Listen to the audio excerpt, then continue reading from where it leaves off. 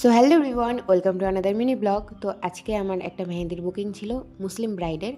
তো আর সেদিন যেতেও অনেকটা লেট হয়েছিল বলতে কি ওদেরই টাইম দেওয়া ছিল অনেকটা লেট করে, আর আমি যে টাইমে গিয়েছি আর ওরা বসেওছে অনেকটা লেট করে, সেজন্য আমার বাড়ি আসতে অনেক লেট হয়েছে। আর একদিনে আমি পুরোটা কমপ্লিট করেও আসতে পারিনি, আবার পরের দিন আমাকে যেতে হয়েছিল। তো যাই হোক, ব্রাইডের বাড়ি আমি চলে এসেছি। আর আসার সঙ্গে সঙ্গে আমার হাতে তো ফ্রুটি ধরিয়ে দিয়েছিল এক গ্লাস। আর ফ্রুটি খেতে আমার অলওয়েজ মানে আমার ফেভারিট ফ্রুটি। তো যাই হোক, প্রথমে ব্রাইডের বান্ধবীর মেহেন্দিটা করে নিলাম। এখানে যে কটা মেহেন্দির ডিজাইন দেখবো সবারই পার্সোনাল চয়েস, আমার নিজে থেকে কোনো চয়েস না, ওরা যেটা দেখিয়ে দিয়েছে আমি সেটাই করে দিয়েছি।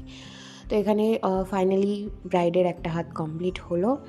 তারপরে সবাই মিলে হাসি মজা করতেই ছিলাম, কারণ এখানে সবাই ফ্রেন্ডলি ছিল।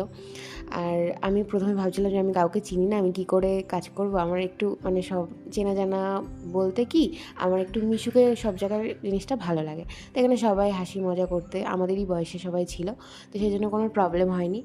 তো তখন চা দিয়ে গেছিলো, তারপরে সবাই মজা করতে করতে খেলাম, সবাই গল্প করতে করতে, ওই জন্য আর কি কাজটা করতে অনেকটাই লেট হয়ে গেছে।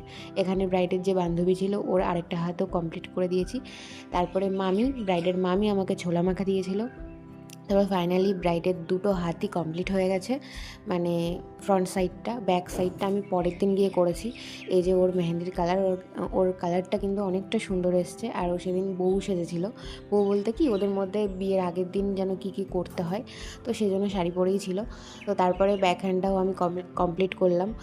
আরেকটা পার্টি মেহেন্দি করেছিলাম, সেটা হলো ব্রাইডের মামির হাতে। তো পুরোটা আমি কমপ্লিট করে আসতে পারিনি, মানে আঙুল ভরাটটা আমি করতে পারিনি, সেটা বলেছিলাম যে কারোর কাছ থেকে করে নিও, ওখানে অনেকেই টুকটাক মেহেন্দি করতে পারে। আজকে ভিডিওটা এতটাই, কেমন লাগলো অবশ্যই জানিও। তো বাই।